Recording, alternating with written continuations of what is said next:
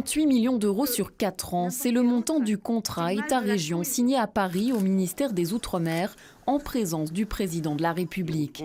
Il définit les grands axes de développement pour le territoire.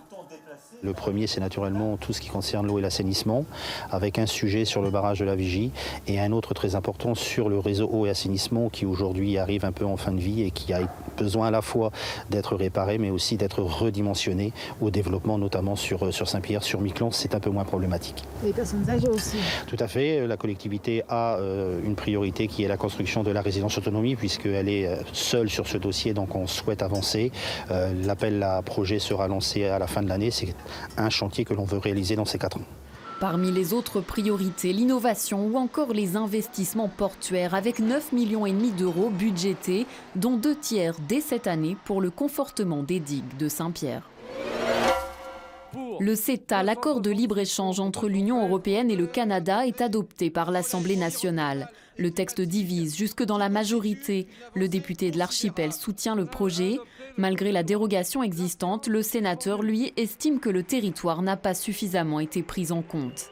Un fonds d'innovation devrait permettre d'accompagner la diversification économique du territoire. Première visite à Saint-Pierre-et-Miquelon du ministre en charge des collectivités territoriales, Sébastien Lecornu. Avec la ministre des Outre-mer, Annick Girardin, il rencontre les élus des 2 communes et de la collectivité. Il présente surtout le projet de loi Engagement et Proximité, conçu pour faire face aux préoccupations des élus, projet plutôt bien accueilli localement. Tout ça, c'est à prendre en compte, à mettre en avant et puis à voir comment est-ce que, à travers la loi Égalité et Proximité, on peut améliorer les choses alors que le statut, lui, dépend d'une loi organique. Le possible regroupement des services publics dans une maison France Service à Miquelon est aussi évoqué. Les pompiers de Saint-Pierre aux côtés des résidents de l'îlot Marin. Il n'y a pas de service incendie sur place, alors il faut savoir réagir en attendant l'arrivée des professionnels. Une démonstration en conditions réelles qui pourrait un jour sauver des vies. Une toute nouvelle éco-balade dans la vallée du Milieu à Saint-Pierre. La collectivité innove avec une application qui permet d'en apprendre plus sur les espèces que l'on peut observer sur ce parcours. L'éco-balade s'intègre dans un projet plus large de réhabilitation et de valorisation du site. Des efforts pour accueillir le public en milieu naturel entaché par des dégradations. Des arbres arrachés, des coupes de bois verts non autorisées et des déchets. La collectivité a porté plainte. Vive réaction des associations et rassemblements improvisés à la gendarmerie en soutien à Jean-Pascal Daudemont. Le président du Hockey Sporting Club est accusé d'avoir vendu un alcool fort pourtant interdit par la loi lors du 14 juillet.